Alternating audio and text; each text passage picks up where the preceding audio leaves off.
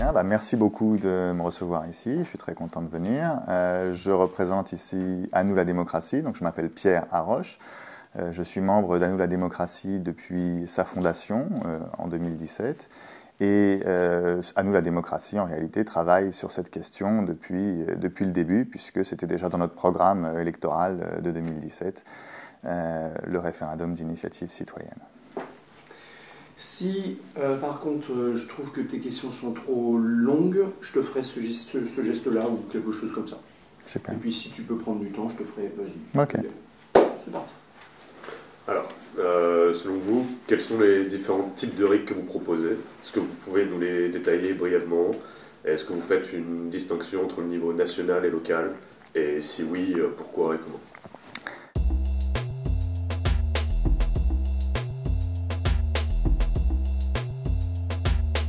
La proposition qu'on fait, elle se veut ambitieuse dans le sens où on pense que toutes les compétences peuvent être touchées par un référendum d'initiative citoyenne. Il n'y a pas de raison de se limiter à un niveau de compétence, par exemple la loi mais pas la constitution, ou le national mais pas le local. On a même parlé de la possibilité d'un référendum d'initiative citoyenne européen. Donc on pense que ça peut se faire à tous les niveaux. La seule chose, c'est qu'il faut, dans ce cas, que les modalités de ces référendums respectent la hiérarchie entre ces différentes compétences et donc que les règles ne soient pas exactement les mêmes. Mais on envisage donc des référendums aussi bien locaux que nationaux qu'européens, aussi bien législatifs que constitutionnels et aussi bien législatifs que révocatoires. Donc le RIC en toute matière. Absolument. Okay. Et pourquoi et comment? Entre le niveau local, national Alors la règle qu'il faut s'imposer si on veut pouvoir appliquer le référendum d'initiative citoyenne à tous les niveaux, c'est que les modalités ne doivent pas être les mêmes et que notamment les électeurs qui peuvent intervenir sur une compétence doivent être aussi les électeurs qui correspondent à la collectivité locale concernée, par exemple. De même, pour respecter la hiérarchie des normes entre la Constitution et la loi, il faut qu'il soit plus difficile de faire un référendum d'initiative citoyenne constitutionnel qu'un référendum d'initiative citoyenne législatif. Quand on passe par la voie parlementaire, par exemple, pour modifier la Constitution, il faut les 3/5 des parlementaires, des députés et des sénateurs. Nous, on propose que ce soit la même règle pour le référendum d'initiative citoyenne, c'est-à-dire si on veut modifier simplement une loi qui doit obéir à la Constitution, il suffit d'une majorité simple. Si on veut modifier la Constitution, la loi fondamentale, ce qui est plus ambitieux, il faut les 3/5, c'est-à-dire 60% des électeurs.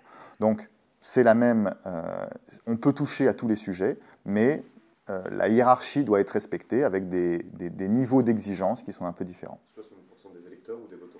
Des votants, des électeurs participants à l'élection.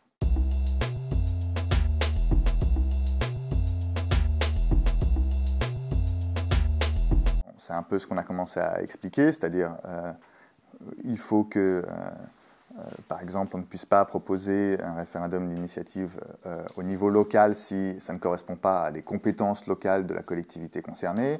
Il ne faut pas qu'on puisse voter sur une compétence locale si on n'est pas électeur de la collectivité locale concernée. Il faut qu'on puisse respecter la hiérarchie des normes. Par exemple, on a aussi pensé à la façon dont ça pouvait s'appliquer au niveau européen, puisqu'au niveau européen, c'est un peu différent. On a une union qui est une union de citoyens, mais aussi une union d'États, et il y a un équilibre entre les États qui peut être important de respecter.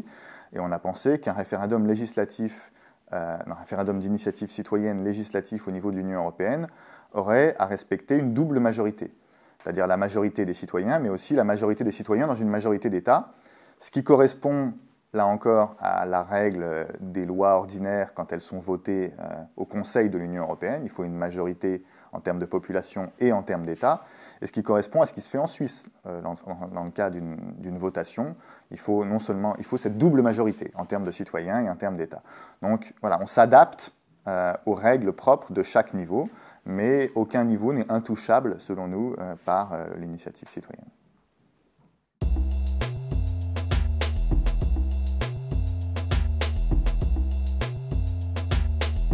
La règle qu'on s'est donnée, c'est que les électeurs et les révocateurs doivent être les mêmes, pour éviter des conflits entre les deux.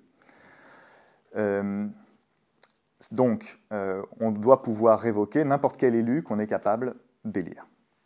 Ça veut dire qu'on ne doit pas pouvoir révoquer quelqu'un qu'on n'a pas la compétence d'élire. Par exemple, si je suis parisien, je ne dois pas pouvoir révoquer un élu marseillais.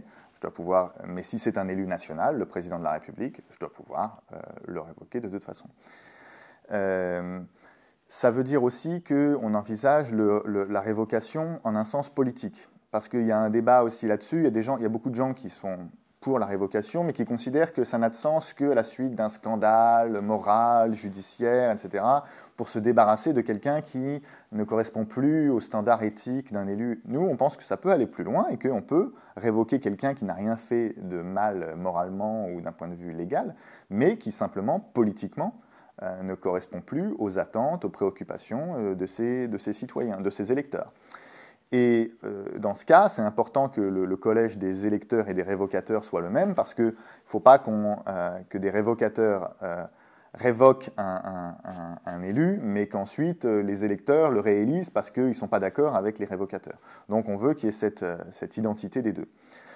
C'est aussi la raison pour laquelle on n'a pas étendu le processus, en tout cas dans cette proposition qu'on a faite, à nous la démocratie, aux non-élus. Parce que là encore se poserait le problème, si on révoque un non-élu, mais qu'on ne maîtrise pas la nomination, quelles sont les conséquences? Est-ce que le même peut être renommé par l'autorité qui l'a nommé initialement? Est-ce qu'on peut nommer en fait quelqu'un qui est assez proche ou pose les mêmes problèmes? Et donc ça peut poser des problèmes institutionnels ou de cohérence. Donc l'idée qu'on s'est fixée, ce sont ceux qui élisent, qui peuvent d'une certaine manière reprendre le mandat qu'ils ont donné. C'est une sorte de simplicité. Et au niveau du protocole, c'est-à-dire la façon dont ça se passe, ça se passerait de la même façon, c'est-à-dire présentation d'une pétition, avec, en général, pour les référendums d'initiative citoyenne, nous on préconise un seuil de 1% de l'électorat, et puis on pourra en reparler ensuite, on a aussi des filtres citoyens qu'on propose, mais il n'y a pas de raison que ce soit fondamentalement différent des autres protocoles pour les référendums d'initiative citoyenne.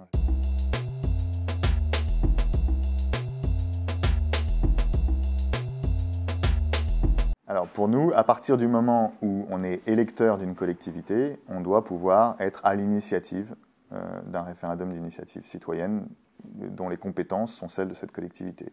Si je suis électeur français pour les élections nationales françaises, je dois pouvoir être à l'initiative d'un référendum pour la loi française. Si je suis électeur pour la région Bretagne, je dois pouvoir être à l'initiative d'un référendum concernant les compétences de la région Bretagne. Donc c'est aussi simple que ça. Mais si quelqu'un n'est pas électeur, est-ce qu'il peut lancer une initiative? Par exemple, un mineur en Bretagne, quelqu'un qui a moins de 18 ans, est-ce qu'il peut lancer une initiative sur la région de Bretagne? La logique voudrait quand même que ce soit les électeurs. Après, si quelqu'un n'est pas électeur, il y a toujours normalement la possibilité d'avoir des relais parmi des électeurs. Mais l'idée, c'est que les électeurs, les règles sont les mêmes que celles qui s'appliquent à l'élection.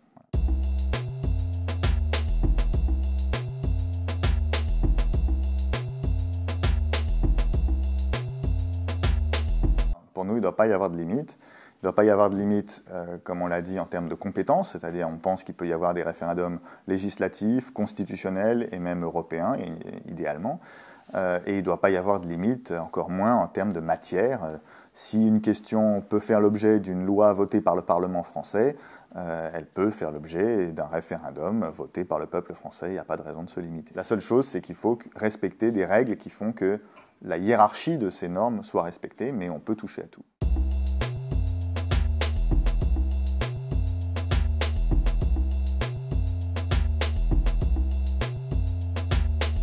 En fait, on peut se caler sur le système actuel qui est le référendum d'initiative partagée, sauf qu'on peut enlever la dimension censure ou filtre par les élus. Aujourd'hui, on a un système qui est d'ailleurs en cours pour la question de la privatisation de l'aéroport de Paris. Et il y a un système qui est qu'on peut présenter une initiative et qu'ensuite un site internet est mis en place pour recueillir des signatures. Nous, on pense que il ne faut pas avoir un filtre par des élus, parce qu'on pourra en parler à la fin. Pour nous, le principal intérêt du référendum d'initiative citoyenne, c'est de pouvoir compléter ce que la démocratie représentative n'arrive pas à bien exprimer. Donc s'il y a un filtrage par les élus, on perd cet intérêt. Mais on pense qu'il peut y avoir un filtre quand même, à la fois pour rassurer, pour éviter l'éparpillement et le risque qui, à notre avis, est aussi un peu surestimé, mais qui peut effrayer certains dans la population de propositions farfelues, c'est d'avoir un filtre, mais pas par des élus, par des citoyens ordinaires. Voilà. Donc nous, on propose que les propositions soient d'abord adressées à une assemblée de citoyens français tirés au sort, représentatifs de la société française, par ce tirage au sort, et qu'il y ait un premier filtre qui soit opéré par cette assemblée, qui aurait aussi la possibilité de regrouper les initiatives qui sont sur des sujets proches et de les structurer et d'organiser le débat sur ces initiatives. Ça ne veut pas dire qu'il faudrait nécessairement avoir 50% des voix de l'Assemblée tirée au sort pour qu'une initiative puisse aller plus loin. Peut-être qu'il faudrait un seuil moins important. On n'est pas entré dans ce détail. Il ne faut pas forcément être trop exigeant, parce que l'important, c'est que le débat puisse avoir lieu. Mais disons, un seuil minimal qui évite de faire trop d'efforts pour une initiative farfelue. À partir du moment où on a eu ce filtre par des citoyens ordinaires, donc qui ne sont pas suspects de vouloir verrouiller le débat parce qu'ils appartiennent à la je ne sais quelle élite, on met en place, exactement comme dans le système actuel, un site internet qui permet de recueillir, sur la base de l'identité de chacun, des signatures. Et le seuil que nous, on a proposé, c'est 1% du groupe électoral concerné. Alors, ce n'est pas forcément le même à chaque fois, si c'est le collège électoral national ou le collège électoral d'une commune, ce n'est pas la même chose. On propose 1% sur une période de 6 mois. Il faut recueillir ce 1% sur une période de 6 mois. Ce 1% peut être aménagé pour les toutes petites communes, par exemple. Si on a une commune, je ne sais pas, de moins de 200 habitants, on ne va pas avoir le même seuil, mais ça c'est dans les détails à envisager ensuite. Voilà. Et qui peut soutenir? Est-ce que, par exemple, une grande entreprise peut aider à valoriser une proposition? Alors, le principe, c'est que, après, ce sont des citoyens ordinaires qui votent, là encore, en fonction du fait qu'ils sont électeurs correspondant à la collectivité concernée.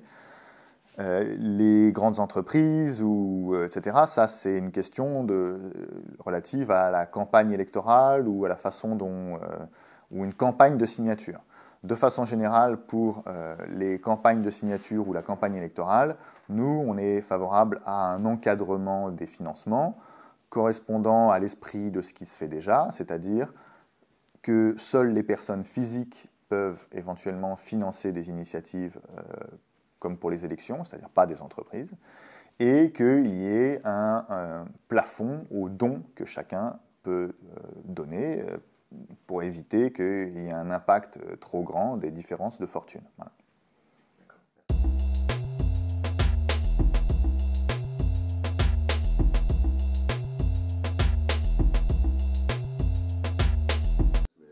Voilà, alors c'est ce qu'on vient de détailler aussi, c'est pour nous, il est important que s'il est nécessaire pour des raisons techniques d'avoir un organe de contrôle, cet organe de contrôle, ça soit des citoyens ordinaires et pas une instance élue qui pourrait avoir un conflit d'intérêts, qui pourrait vouloir étouffer l'initiative dans l'œuf ou quelque chose comme ça. Donc, les initiatives doivent d'abord être présentées à une assemblée de citoyens tirés au sort. Passer ce filtre, elles doivent recueillir des signatures. Et lorsqu'on a les signatures nécessaires, alors on constate que le référendum doit avoir lieu. Voilà. Et concernant le délai de validation de la proposition, une proposition est lancée sur quel délai elle doit être validée ou non? Alors, ce qu'on a dit, c'est 6 mois. Il y a 6 mois dans lesquels les signatures doivent être recueillies. Voilà. Okay. Et on se répète un peu, mais comment, seuil de déclenchement, selon quels critères de validation, de majorité, numérique, territoriale? Simplement 1% de la population concernée. Okay. Et dernière chose, est-ce que les représentants de l'État, préfet, le gouvernement, j'ai même envie de rajouter Conseil d'État ou d'autres organes, est-ce qu'ils peuvent interférer, bloquer cette phase de validation et comment? Alors, pas sur la question politique. En revanche, la seule interférence que j'envisage comme légitime, ce serait un contrôle de constitutionnalité. C'est-à-dire, si on propose un référendum d'initiative citoyenne législatif, alors il faut qu'ils respectent la Constitution. Et ça, c'est un contrôle qui peut être fait a priori par le Conseil constitutionnel. Si c'est une révision de la Constitution, alors là, la question ne se pose pas, puisque la révision de la Constitution, par définition, a vocation à transformer la loi fondamentale, donc elle n'a pas à respecter la Constitution.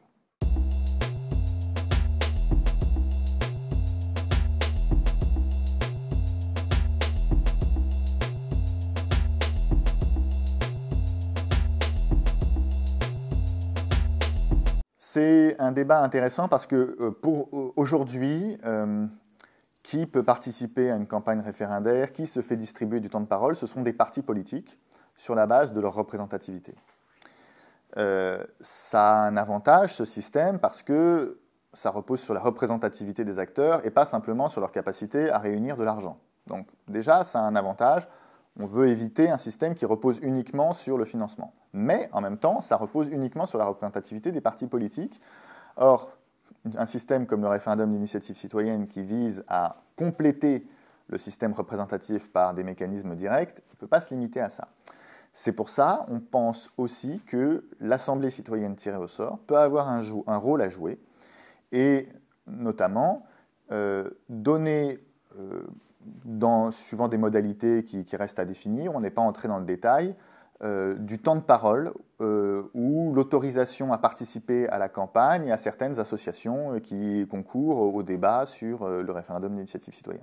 De cette façon, il n'y aurait pas simplement les partis politiques qui auraient le droit d'avoir un temps de parole dans la campagne officielle sur la base de leur représentativité parce qu'ils ont reçu tant de voix aux dernières élections, mais aussi des associations de citoyens créées spécifiquement pour ce référendum, dont l'Assemblée tirée au sort a jugé qu'ils avaient un point de vue assez représentatif et important et qui nécessitait d'être inclus dans le débat. Donc on introduit un deuxième canal qui est purement citoyen, si on veut, qui ne passe pas par des élus, qui permet de faire mieux respirer le débat et de faire en sorte que ce ne soit pas simplement la représentativité électorale qui compte, mais aussi le point de vue des citoyens ordinaires. Déjà, comment peuvent-ils la mener et sur quelle durée ?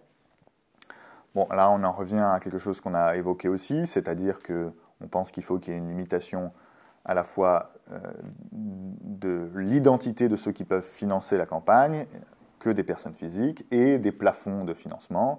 Il faut qu'il y ait un contrôle de ces financements de campagne. La durée de la campagne, il n'y a pas de raison que ce soit particulièrement différent par rapport à n'importe quelle campagne référendaire. Je ne sais pas exactement comment c'est actuellement, je pense que c'est quelques semaines. Il n'y a pas de raison que ce soit tellement plus long ou plus court. Comment peuvent-ils la mener? Cadre légal, limitation, interdiction? Pas de limitation particulière. Grosso modo, on appliquerait les mêmes règles que celles qui prévalent pour un référendum aujourd'hui. La seule chose qui changerait, c'est qu'au lieu de s'appuyer uniquement sur les partis, on pourrait s'appuyer sur une représentativité déterminée par l'Assemblée tirée au sort. Et donc justement, comment garantir l'équité des temps de parole de chaque opinion? Voilà, donc c'est ce qu'on a déjà évoqué. Et après, il y avait l'organe de contrôle et de sanction en cas de dérive. Bon, là encore, il y a des organes de contrôle qui existent déjà. Par exemple, pour le débat audiovisuel, il y a le CSA, le Conseil constitutionnel sur ses règles, bon, il y a les juges ordinaires. Il n'y a pas de raison, a priori, de créer des mécanismes spécifiques pour le référendum d'initiative citoyenne. Et quels sont les canaux médiatiques à disposition des personnes qui mènent la campagne? Là encore, il n'y a pas de raison que ce soit différent par rapport à un référendum ordinaire. La seule chose, c'est que ce serait plus ouvert à des acteurs qui ne sont pas nécessairement des partis politiques.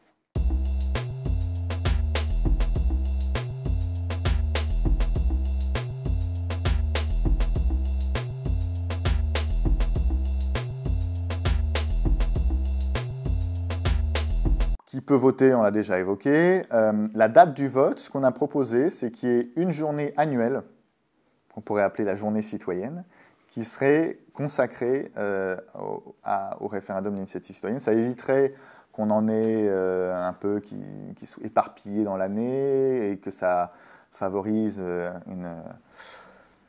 l'abstention ou un désintérêt ou une lassitude de la part de l'électorat. Donc les regrouper éventuellement dans une journée annuelle, s'il y en a plusieurs, s'il y en a un ou s'il y en a 10, on les regroupe dans une journée annuelle qui permet de regrouper aussi les campagnes et puis l'intérêt et l'information des citoyens et leur motivation.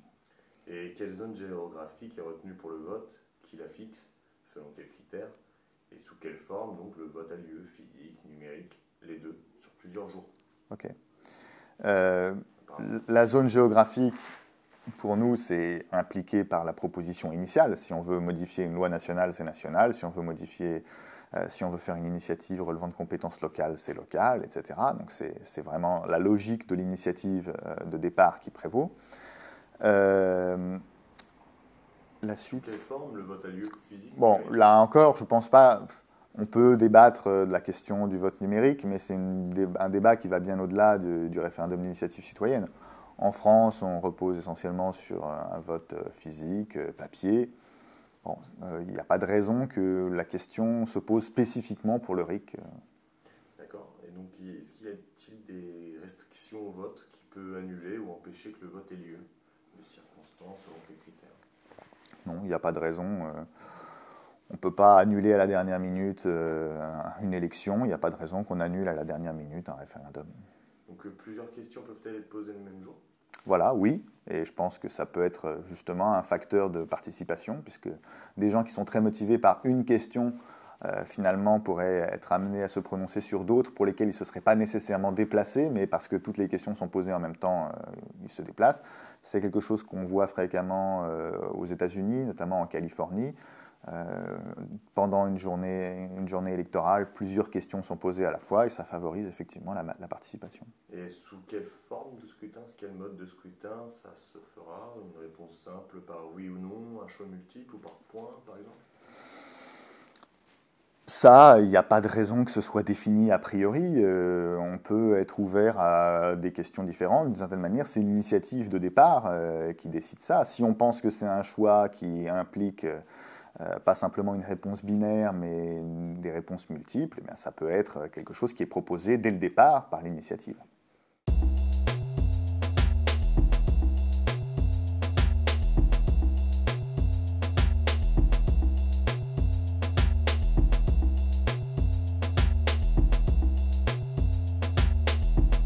La seule chose que je vois, c'est qu'il peut y avoir des règles différentes suivant le niveau de la norme. Voilà, on a dit qu'on voulait un niveau d'exigence en termes de majorité qui soit supérieur pour la Constitution par rapport à la loi. Mais sinon, à part ça, il n'y a pas de raison d'avoir des modalités spécifiques. C'est que ce serait les mêmes conditions que pour un référendum actuellement, c'est-à-dire ça a valeur de loi immédiatement. La promulgation en France, c'est une compétence liée du président de la République, c'est-à-dire que le président se limite à constater qu'un résultat, une loi a été votée par le Parlement ou par référendum, mais il n'a pas à donner son avis. C'est pas comme le président des États-Unis qui peut mettre son veto. Donc c'est simplement une procédure formelle. Donc ça devient immédiatement valable. J'ai peut-être oublié la fin. L'impact sur les institutions européennes peuvent-elles empêcher la reconnaissance du résultat? Là encore, il n'y a pas de raison que ce soit différent par rapport à une loi ordinaire ou une révision constitutionnelle. Une loi ordinaire en France est tenue de respecter les traités internationaux, pas simplement européens. Donc forcément, c'est en dessous dans la hiérarchie des normes. En revanche, une révision constitutionnelle est considérée comme le sommet de la hiérarchie des normes. Donc, si j'imagine le cas extrême dans lequel on fait une révision constitutionnelle qui est jugée contraire à des traités internationaux, ça pose un problème politique, mais dans l'état actuel de la jurisprudence, ce n'est pas quelque chose qui peut être interdit. Et un délai avant de représenter la même question au référendum? Présenter la même question en référendum, je ne sais pas, parce que si finalement une assemblée tirée au sort et un pourcentage de la population important juge que la même question peut être posée, ça peut être important de le faire. On n'a pas prévu de délai, peut-être qu'un délai est nécessaire. On avait prévu un délai, en revanche, pour la période dans laquelle le Parlement, si on parle d'un RIC législatif, peut légiférer sur le même sujet de façon à modifier ou invalider le résultat du référendum. On avait parlé d'un délai de 2 ans. Voilà. Et dernière chose, dans le cas d'un refus toujours, est-ce que vous voyez d'autres implications? D'autres implications pour nous, il n'y a pas de raison de considérer qu'un référendum, qu'il soit législatif ou constitutionnel, ait des implications différentes par rapport à une loi votée par le Parlement ou une révision constitutionnelle faite par le Parlement. Mais c'est en cas de refus.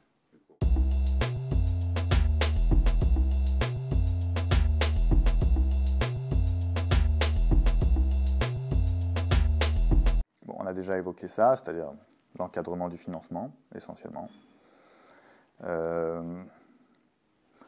Le fait qu'on donne un pouvoir aussi d'animation du débat à l'Assemblée tirée au sort, c'est aussi une façon d'avoir un gardien impartial, à la fois représentatif, mais en même temps qui n'est pas élu, qui peut jouer un rôle.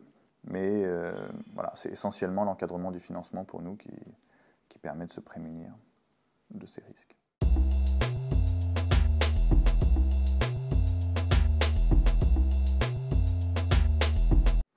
Au niveau de l'impact sur les représentants, parce qu'on imagine qu'il va y en avoir un, quel est selon vous l'impact sur la démocratie représentative et quel rôle les élus et le gouvernement jouent-ils une fois le RIC mis en place?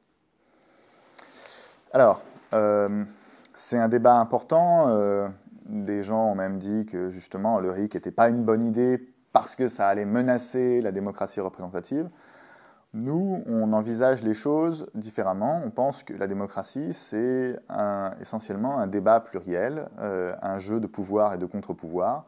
Et donc le fait qu'il y ait des légitimités différentes qui s'expriment, qui rentrent parfois en contradiction, c'est absolument pas un problème pour la démocratie. Au contraire, ça la fait vivre, ça la fait respirer. Donc on pense que c'est absolument pas un problème qu'il y ait à la fois une expression représentative et directe, que les deux sont tout à fait complémentaires. Et voilà, il y a de toute façon des jeux de pouvoir et de contre-pouvoir entre gouvernement et parlement. Les deux ont des légitimités qui peuvent être un peu différentes, peuvent entrer en conflit, peuvent demander des arbitrages.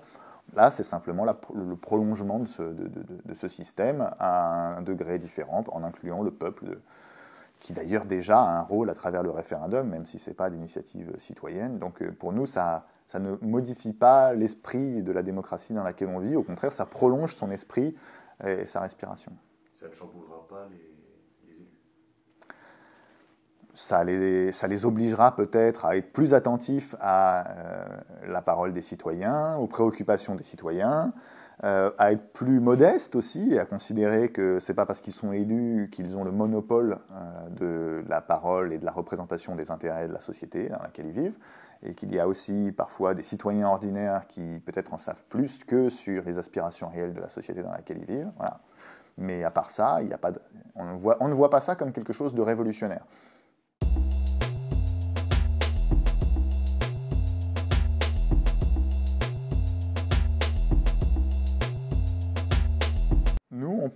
Là, je vais parler vraiment en mon nom personnel, parce que c'est plus une analyse que quelque chose que je tire des propositions d'À nous la démocratie. Je pense que le référendum d'initiative citoyenne devient important aujourd'hui pour des raisons qui tiennent au développement politique actuel. Grosso modo, si je veux simplifier, je dirais que un système représentatif, ça peut fonctionner correctement si on a des clivages simples et stables, représentés par des grands partis qui aussi sont stables. Puisque s'il y a un clivage simple, par exemple droite-gauche, et qu'on a des grands partis qui représentent ce clivage, quand on vote, finalement, on est représenté sur ce clivage et on peut penser que la plupart de ces positions sont bien reflétées par ces partis. En revanche, lorsqu'on a une multiplication des clivages, qui parfois se chevauchent, ne se correspondent pas tout à fait, se croisent, là, ça devient beaucoup plus difficile d'avoir une représentation correcte en passant uniquement par des partis. Parce que les partis prennent position, mais vous pouvez être proche d'un parti sur un clivage, par exemple le clivage droite-gauche, mais pas du tout sur le clivage environnemental, par exemple la question du changement climatique. Un autre clivage important qui a beaucoup croisé le clivage droite-gauche à partir des années 90, c'est l'ouverture à l'international, l'Union européenne, l'immigration, le libre-échange. Et ça ne correspond pas strictement au clivage droite-gauche. Et on l'a vu, ça a provoqué beaucoup de sécessions dans les seins des partis, à droite comme à gauche. voilà, la question du changement climatique, je pense que c'est aussi un enjeu transversal. On voit d'ailleurs les Verts aujourd'hui se présenter comme un parti ni à droite ni à gauche, et je pense que ça exprime aussi cette tendance. Et puis la démocratie directe aussi, c'est pareil. C'est quelque chose qui traverse le clivage droite-gauche. On ne peut pas dire c'est une valeur spécifiquement de gauche qui n'intéresse pas du tout les gens de droite ou inversement. Et donc, comme tous ces clivages se croisent, on ne peut plus être, comme on pouvait peut-être dans une certaine mesure l'être auparavant, dans une seule case. Et ça veut dire, et c'est la raison pour laquelle d'ailleurs on voit les systèmes partisans beaucoup évoluer en Europe, on voit des partis qui disparaissent, des partis traditionnels qui s'effondrent, des nouveaux partis qui émergent. Ça a moins de sens de se battre pendant 30 ans dans un parti pour qu'il prenne en compte vos préoccupations, sachant que ce parti va peut-être s'effondrer l'année prochaine et qu'un autre qui prendra plus en compte vos préoccupations va se créer l'année prochaine. Voilà. Donc, tout ce climat fait qu'on a plus intérêt à contourner les canaux traditionnels de représentation pour s'exprimer directement ou différemment. Et puis, bon, il y a d'autres éléments comme la démocratisation des réseaux sociaux aussi qui favorisent une plus grande horizontalité dans le débat et qui sortent un peu de la verticalité de la représentation traditionnelle. Donc tout ce contexte fait que, à mon sens, ça devient à la fois plus nécessaire d'avoir des mécanismes comme le RIC parce que la représentation traditionnelle fonctionne moins bien, et aussi ça devient possible parce qu'il y a plus de monde qui peut être derrière cette idée et être favorable à cette idée et la défendre et sortir des canaux traditionnels. Donc pour moi, le référendum d'initiative citoyenne, un de ses intérêts, c'est justement de pouvoir permettre aux individus de s'exprimer de façon beaucoup plus libre à travers la pluralité de ces clivages. Ce qui est intéressant dans le référendum d'initiative citoyenne, c'est que on ne fait pas partie, on ne choisit pas à un temps T une fois pour toutes. Dans un système parlementaire, représentatif parlementaire, vous votez une fois, et là, pendant 5 ans, vous êtes dans la majorité ou dans l'opposition. Dans une logique de RIC, vous pouvez être sur une question dans la majorité, sur une autre question qu'on vous pose le même jour dans la minorité, sur une autre inversement, etc. Et vous pouvez exprimer plus clairement votre position sur l'ensemble de ces clivages complexes. Et donc ça, c'est la grande force du référendum d'initiative citoyenne. Et juste, qu'est-ce que le RIC ne doit pas être, justement? Quelques inconvénients, manipulation Ouais, alors, bon, la seule chose que je vois, c'est qu'il faut éviter d'avoir une proposition de référendum d'initiative citoyenne qui ne soit pas rigoureuse, par exemple, qui mélange la hiérarchie des normes ou qui établissent de la confusion dans les compétences des uns et des autres ou dans les niveaux administratifs entre collectivités locales, nationales. En gros, un RIC qui, au lieu de se concentrer sur son cœur, sur sa valeur ajoutée qui est l'initiative citoyenne, finissent, parce qu'il n'est pas rigoureux, à mettre un peu de chaos dans les compétences des uns et des autres. Donc c'est pour ça qu'il faut qu'il soit rigoureux, mais c'est tout à fait possible.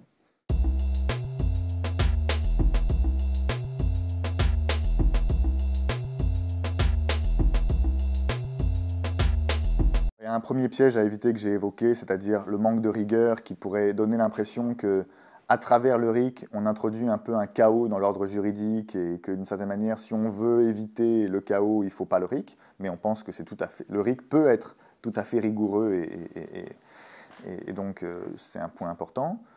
Et bon, ce n'est pas tellement un piège à éviter, mais je pense que c'est un argument à faire valoir. Il faut lutter contre l'argument selon lequel, à partir du moment où on en arrive à l'initiative citoyenne, c'est la foire du n'importe quoi, des idées farfelues, les plus extrémistes. C'est un cliché qui est tout à fait infondé, mais qui est puissant. Et il faut lutter contre cette représentation, y compris en faisant valoir que les citoyens ne se mobilisent pas facilement. Ce n'est pas forcément quelque chose dont on peut se réjouir, mais c'est quelque chose qui peut aussi rassurer ceux qui s'imaginent que tout d'un coup, on va avoir 250 000 initiatives sur tout et n'importe quoi du jour au lendemain. Les citoyens, pour eux, s'intéresser à un sujet, passer du temps à creuser une question, s'investir, signer une pétition, faire signer une pétition, tout ça, ça demande du temps, de l'énergie, de l'information. C'est un coût. Et on le fait parce qu'on pense que c'est absolument nécessaire et que c'est important. On ne le fait pas gratuitement pour rigoler. Et c'est ça aussi qui nous fait penser qu'on ne va pas avoir une foire aux idées absurdes et qu'on va avoir des citoyens qui vont l'utiliser de façon responsable. Ça ne veut pas dire évidemment que tout le monde sera content des questions qui seront posées. On considère que, certes, il peut y avoir des initiatives qui portent sur des questions sensibles, qui peuvent éventuellement défendre des projets qui sont mauvais, voire liberticides, mais ni plus ni moins que dans la démocratie représentative. Et en réalité, c'est un peu aussi comme ça qu'on conçoit le RIC, c'est-à-dire comme un contre-pouvoir. Dans le système représentatif, si vous voulez faire passer des lois liberticides, pratiquement rien ne s'y oppose. Alors qu'avec un système de référendum d'initiative citoyenne, il y a un débat entre les élus et les citoyens. Et dans ce débat de pouvoir contre pouvoir, on pense qu'on a plus de chances d'éviter la centralisation de la décision dans les mains de personnes malveillantes. Donc on pense que c'est aussi une barrière aux dérives autoritaires, qui sont un sujet réel aujourd'hui, y compris en Europe, où il y a des gouvernements qui essayent de mettre fin au jeu de pouvoir et de contre-pouvoir dans leur société. Petite clarification. Oui, est-ce qu'il y aurait dans le protocole des choses qui, si elles ne sont pas faites, rendraient inopérant l'ensemble du protocole? Est-ce qu'il faut vraiment être intransigeant sur un aspect? Parce que si on n'applique pas le RIC tel que vous le proposez, ça ne fonctionnerait pas. Je ne vois pas de... Fonctionnerait pas, non, il n'y a pas de raison que ça ne fonctionne pas. Il y a simplement des points de vigilance, voilà, sur le fait que les règles doivent s'adapter à la compétence concernée, au niveau de la hiérarchie des normes. On pense aussi que l'Assemblée citoyenne tirée au sort, c'est un élément crucial, mais je ne vois pas de facteur qui ferait que tout d'un coup tout s'effondrerait parce qu'on ne l'a pas pris en compte.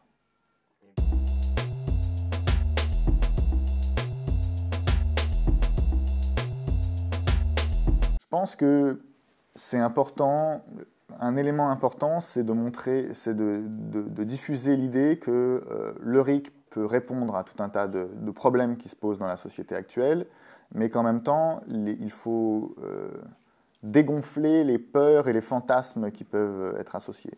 Et je pense que la démarche d'Objectif RIC est intéressante là-dedans parce qu'elle montre qu'on peut avoir une rigueur dans la construction, quelque chose qui n'est pas simplement du yaka faucon, des idées lancées en l'air, une rigueur dans la construction et en même temps une rigueur qui se fait de façon démocratique.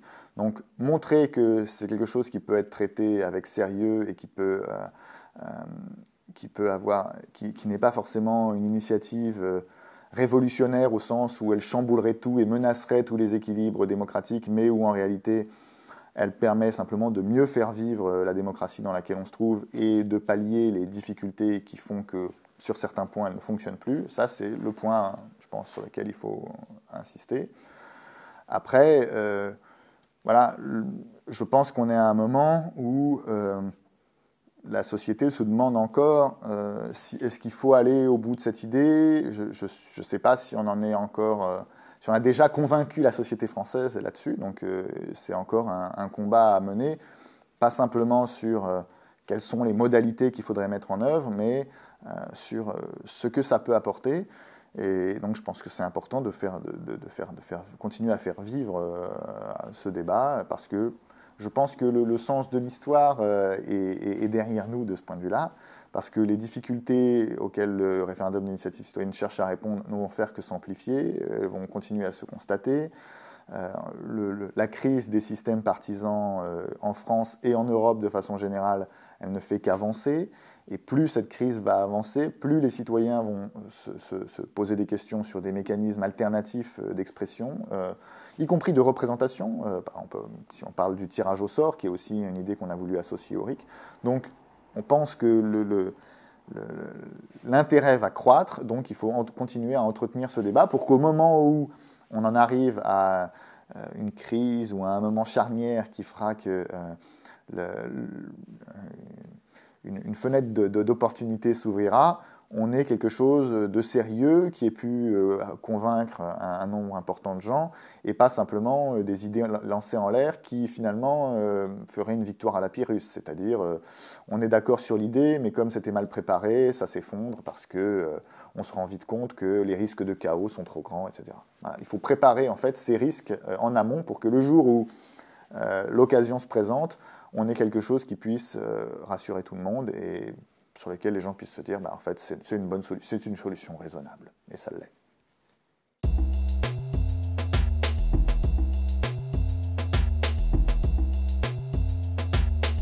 Tout a été couvert. Simplement pour conclure, disons que voilà, on pense que le référendum d'initiative citoyenne, c'est à la fois une réponse intéressante à la pluralité des clivages et aussi un contre-pouvoir qui peut éviter les dérives autoritaires.